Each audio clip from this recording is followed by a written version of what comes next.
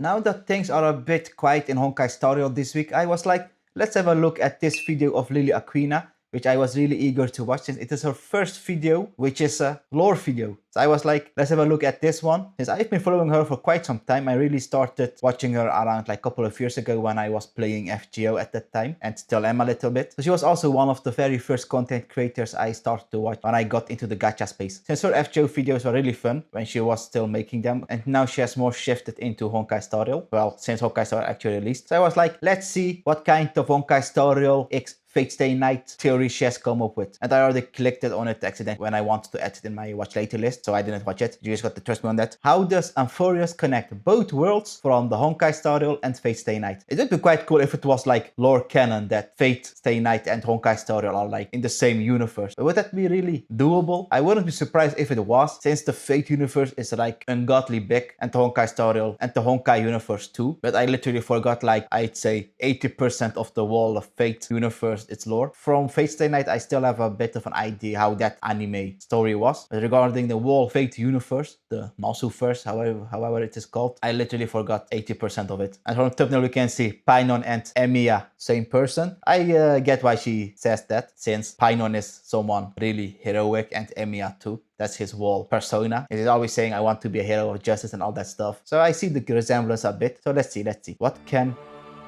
Lily come up with? So I assume at this point you all have finished I need the story subtitles. quest in version 3.0. With Yep, the first we did. chapter of our grand adventure in Amphoreus revealed, a lot of secrets have surfaced, making us question the very nature of the world and the mysteries surrounding it. Why Yep, is it hidden? since with Amphoreus, there are many weird things going on, like why is it like so isolated from the whole universe? What is this black tide thing that made all the titans go berserk and started attacking whole Amphoreus? Since the only safe city now is Okhema, in which we are right now. How is March 7 related to all of this? Since in version 3.7 something will happen to March 7, right? Because 3.7 is March the 7th. So I wonder how she will integrate into this. There are many weird things going on. But the weirdest thing is, of course, what I think is this black tide, like this unknown power, this chaos that messed up the whole minds of the Titans. Hidden. And what the hell happened in the past?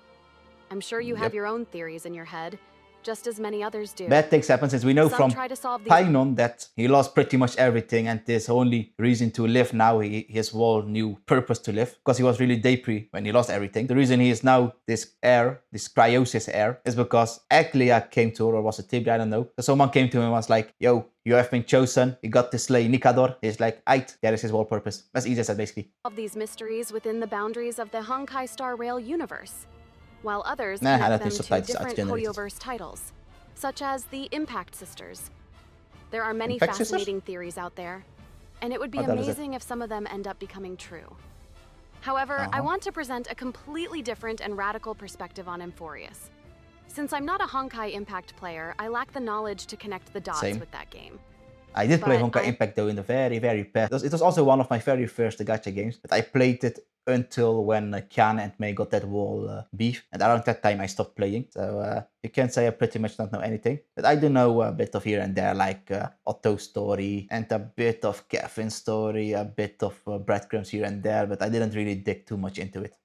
I am a fan and a player of a franchise that is soon going to collab with Honkai Star Rail. Yep. And yep. I've noticed something intriguing about Amphoreus that might tie it to that franchise. Yep. And that middleman who is going to tie Honkai Star Rail and the Fate franchise is Mayday, since Mayday is literally Gilgamesh. Now he's the same person, of course, but it's like, bro, his whole style and everything, and that other guy was that master seal on his hand. What more things that look the same, look like Fate? Yeah, Painon, his whole heroic persona, but that is something you can say to every other anime character. Like, there's also that one guy who was like, I want to be a hero and all that stuff. But yeah, Gilgamesh and that Fate-looking guy from Amphoreus with that master seal on his hand are the middleman to create that bridge to Fate. But how? No idea.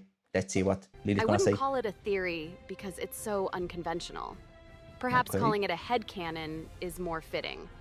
Yes, ladies and gentlemen, this is my quote-unquote theory of how Amphoreus is a setup to introduce the Nasuverse into Honkai Star Rail. Introduce the Before we- Nesu first into Honkai Star Rail, so as in it is canon official that Fate characters do exist in Honkai universe. Ooh. Get to the how.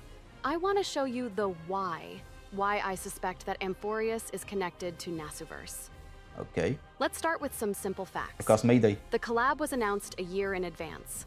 With Amphoreus' story chapter will span. And why was it announced a year in advance? Well, because it was basically a dead version, because it was announced that patch when Feisha was introduced, or was it the version before that? I know it, or was it when Yunli came? It was basically a version where no one was really excited for. It was kind of filler patch after the World Panacori story was gone. Everyone was like, alright, Honkai is getting boring now. We need to make them excite again. Let's drop this collab a year in advance. And it did work, of course, everyone got hyped. But still, kind of weird, a year in advance. But it does create a reason for everyone to save their jades, to anticipate something really big. I get it, of course, it's logical why they would do that. Versions from 3.0 to 3.7 to make it the largest story arc in the game so far. Yep. The collab patch will tie into one of these story chapters. It's reasonable to think that it won't be a random standalone event like Aloy's I don't think it's just one chapter where the Fate collab will be, since in the live stream, if I remember, they said that the main story would be divided in 2 parts. So maybe from 3.4 is the one part, and from 3.4 to 3.7 is the other part. If I remember correctly, there was something that it would be divided into 2 parts. So the first part is what we are doing now, and the second part will be the whole Fate collab story. But maybe like I said, it also be just one chapter. But it was supposed to be in 2 parts, the whole story. Appearance in Genshin Impact. When If I Emiya remember was correctly. teased, he was literally present in front of the Astral Express crew. Yep. If that's the case, the game must at least explain how a servant Just could like end his up introduction there. in the Fate anime. Who summoned him? And if nobody performed the summoning ritual, why did the Holy Grail forcibly summon him there? That's true. これはまた Oh とんでもな man, いマスターに I so bad want to have Sukuna's voice actor in Honkai Star Rail, bro. That would be so cool. So cool. 引き当てられたものだ Kinoko Nasu hasn't been actively involved in Fate Grand Order projects since fall Hey, because stories 2024. summon. After the release of Ordeal Call Part 3 in September, nobody knows what he's doing, and the upcoming Part 4 is unlikely to involve him. This means Nasu potentially has as much time as he wants to focus on the collab project, including writing its story. Oh, so And lastly, is so Nasu, so the author of the whole Fate story, you can say, if you just put it bluntly, is secretly working in this collab with the Honkai writer on how to make this the best ever collab ever. Is that what he's doing? is the unique Huh? nature of Amphoreus. Unlike Jarilo, Luofu, and Penacony, there's something off with this place. From the moment you Many step things onto the off. planet, you can already feel that the place is less sci-fi and more fantasy. Yep. Hoyoverse created Definitely. original made-up stories for the other worlds, but with Amphoreus, they copy-pasted Greek mythology. It Basically. feels disconnected from the established Honkai Star Rail universe. The place is so Is it? hidden, it's undetected from the outer worlds. That's And true. the That's weird. inhabitants don't even know the concept of eons. It's as That's if true. the world itself doesn't belong here. What if it never did?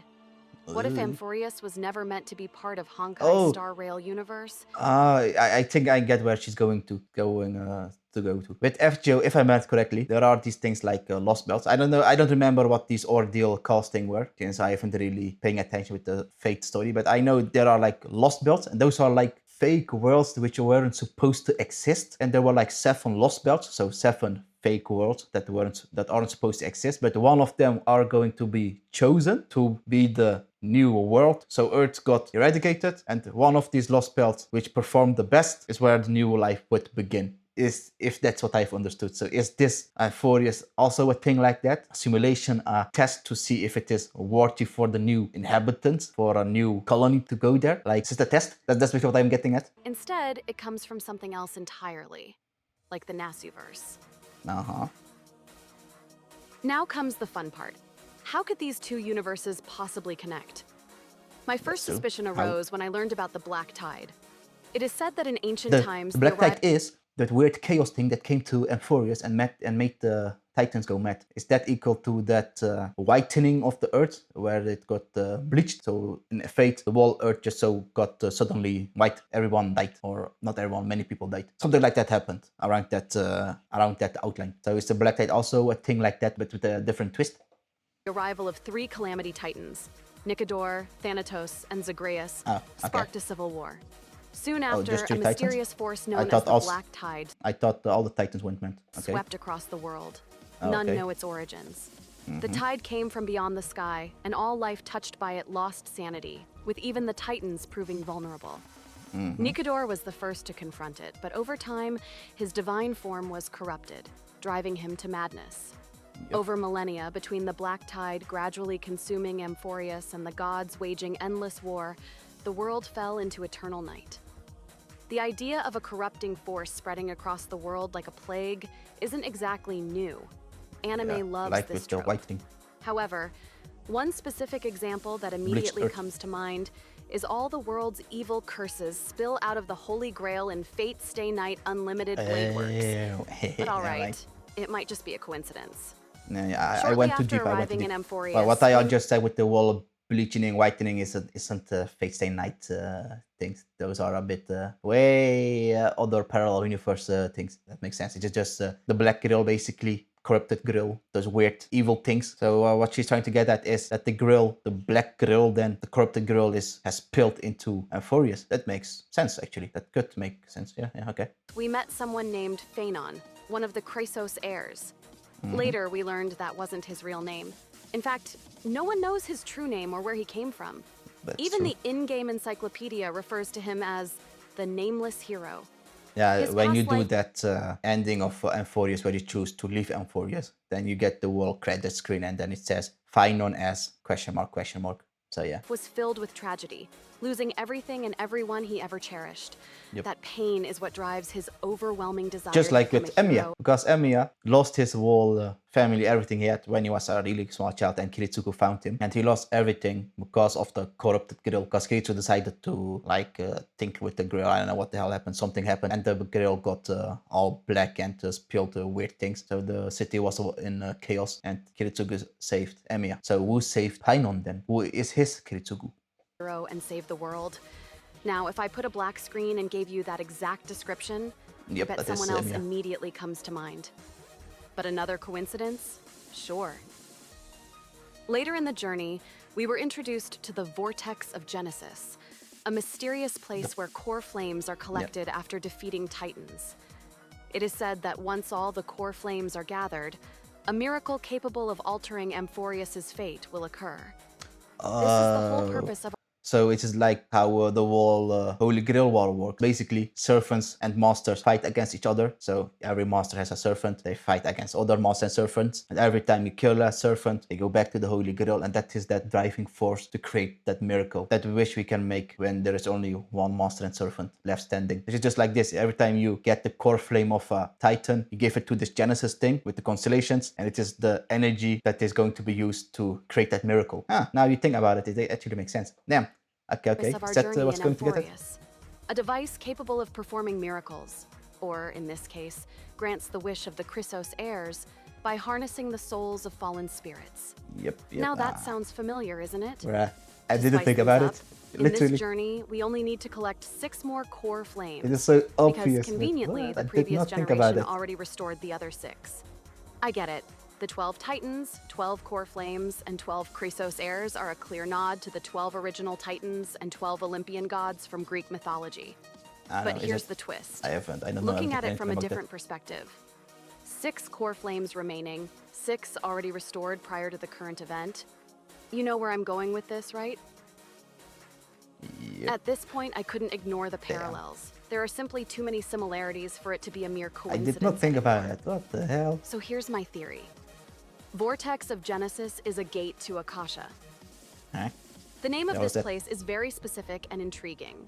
It references the vortex theory proposed by René Descartes in the 17th century, which suggested that space is entirely filled with matter in various states, swirling Okay. around the sun. Now, this theory has been long abandoned as it is full of bullshit and unscientific. Most sci-fi works today lean on modern models like string theory or the branching tree theory to explain parallel worlds. Imagine For a tree. instance, the Honkai universe likely uses the tree model for its cosmology. However, Amphoreus takes a different route by adopting the vortex model, which sets it apart from Honkai's approach. Okay. Interestingly, another franchise that builds its cosmology around the vortex theory is the Nasuverse. In this context, Akasha is the ultimate force that exists beyond all dimensions and theories, okay. a source of all events and phenomena in the universe.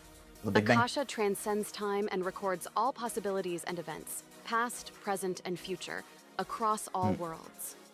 In So God. Nasuverse, Akasha is also referred to as the swirl of the root, or in Japanese, Kongen no Uzu, which translates literally to vortex of origin. Genesis and origin are essentially the same concept. This place is called Vortex of Genesis because it's a gate that connects Amphoreus to the central existence of the Nasuverse. I'm not suggesting that Amphoreus itself originates from the Nasuverse. So this Rather, Genesis place is the gateway to the Nasuverse. That's what I got out of it. its creation might be influenced by the data stored in Akasha. The Eons in Honkai Star Rail aren't omnipotent beings. Their power is limited, they can die, they seek knowledge, and they are curious about the universe. Take Fuli, for example, the Eon representing the path of remembrance. Fuli records the happenings of the universe to prepare for rebirth after destruction.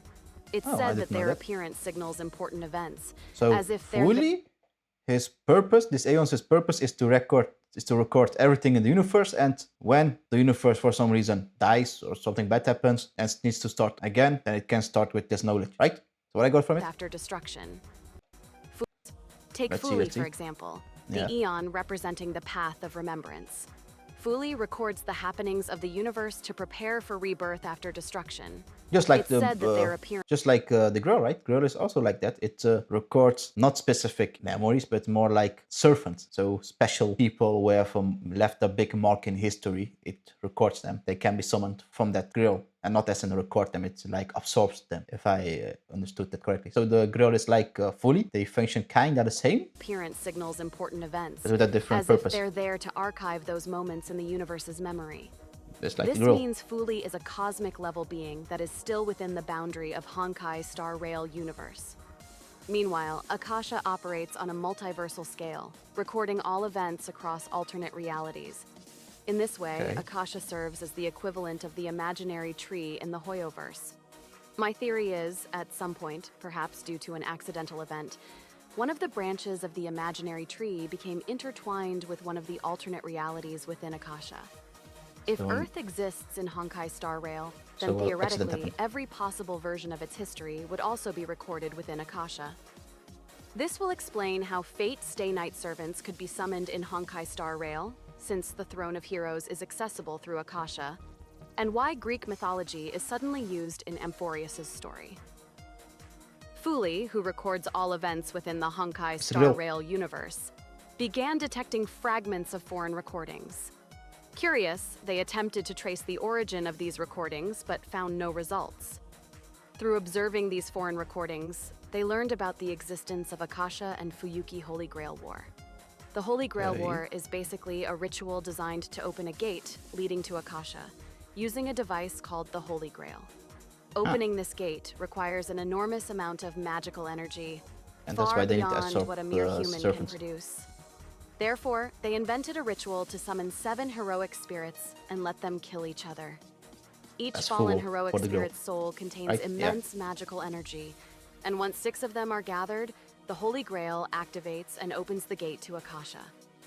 Okay. In Nasuverse, recreating the Holy Grail War is possible. However, for the Eons, it's an entirely different story. They lack access to the third magic, a unique concept of energy exclusive there is to the this third Nasuverse magic and thingy. essential for summoning heroic spirits. This key difference makes it impossible for the Eons to replicate the ritual as it was originally designed. Understanding this limitation, Fuli sought an My brain is alternative. short-circuiting slowly. They realized that beings worshipped as gods by Earth's natives seemed to draw their power directly from Akasha. With this in mind, Fuli began an experiment, not to recreate the Holy Grail War ritual, but to recreate these gods as catalysts to open the gate. The 12 original Greek titans were selected why, as they Amphoreus collectively created held the a highest simulation. levels of It's a test. magical energy ever recorded. Through reverse engineering, and potentially with help from other Eons, Fuli managed to materialize the true essence of the Titans. These materialized essences became what we now call the core flames. You know what happened next? The 12 Titans were reborn, and they created a replica of Earth. Everything seemed to be progressing as planned. Yeah, that's true. arrival of- Yeah, there's also this weird thing with phones in Amphoreus. Since 3B was like, yeah, we also have phones. They tinkered with MC's phone with something like with frequencies, and now she can use her phone in Amphoreus as well. Like there are some weird coincidences, and also like why do we speak the same language as them? That was also a thing that was weird on Amphoreus. So this makes sense. What she's of saying. the 3 Calamity Titans completed the mana requirement, and the gate that was assumed to lead to Akasha was created. However, what emerged from the gate was far from what Fuli or the Tide. Eons anticipated. Ang Ramanyu. Instead of enlightenment, the Black Tide spilled forth. The Black Tide corrupted the Titans, throwing the world into chaos and imbalance.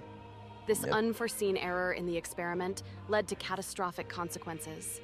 As the Black Tide began consuming the world, the Eons grew terrified that its influence could spread to other worlds. Oh, that's why they To prevent isolated this Amphoreus. disaster, they made the difficult decision to isolate the world, locking it away from the rest of universe. But I don't know, there was also this thing that they said in the Amphoreus story, that in the past that they tried to reach the sky, so normal people, they built like sky ships, we can say, but they got punished by a titan because they tried to fly. But that was before this black tide, for this isolation, right? Or maybe it was after the isolation that they tried to reach the skies. But in Amphoreus in the past, they did try to reach the skies.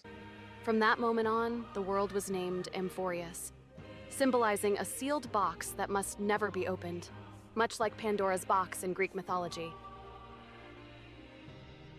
Dang.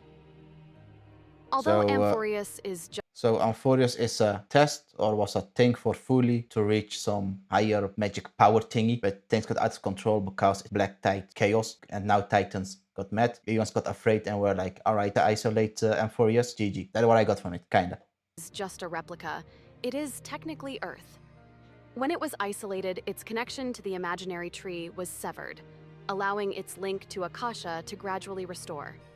This restoration triggered the world's defense mechanism.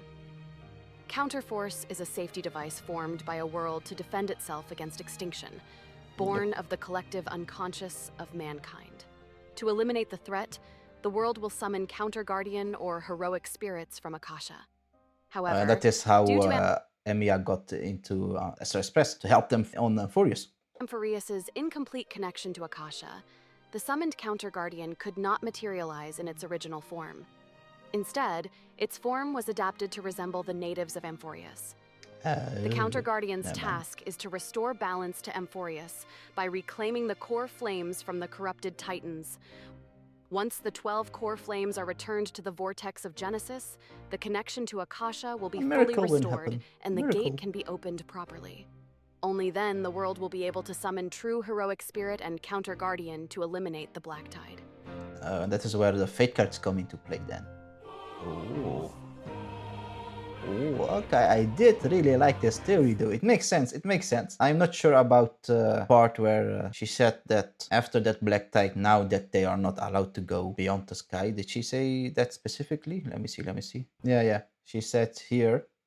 Its influence could spread to other worlds. The Black Tide began consuming the world. The Eons grew terrified that its influence could spread to other worlds. And then to prevent this disaster, they made the difficult decision to isolate the world, locking it away from the rest of universe. From that moment on, the world was named Amphoreus. I don't remember it correctly, but in the story, there was something like they did try to go beyond the sky in the past. They had flying things and stuff like that, but they got punished by a titan. So the people were never even allowed to go beyond the sky, even before this black tide. I don't know if it was, well, the black tide was happening, of course, then what she says makes 100% sense. But I am not sure. But I think it was while the black tide was happening, otherwise she wouldn't have said this. Damn, it was quite a good video. I got a bit confused what the hell was happening here with the wall vortex thingy. All I got from it was fully want to access great magic power or something to create a replica of Earth. That's why all those weird similarities like the phones and same language and Greek mythology and all that stuff. And the 12 Titans, aka 12 Olympics thingy. It got out of hand. Bad things leaked out of that magic. Eons were like, oh god, stay away from me. They isolated Amphoreus and that's it. And that big magic that Fully was trying to access was the same magic as in the Nasu first. So that vortex thingy, this one on the left, if I am right, if I've understood it correctly. So that is how Amphoreus connects both worlds. It was made to access this magic by Fully. If I understood it correctly. And as she said, there are many similarities similarities between how Amphoreus works and them. Well, because that's kind of a good video. Difficult to grasp, maybe because I'm just stupid and don't have that extensive knowledge of the Honkai lore and the Fate lore. But I do see the similarities now. So all in all, beautiful video. Amazing first lore video from Lily. I now see how the collab from Honkai Star Rail and Fate might work out. So I thank you for paying attention and see you the next time. Bye.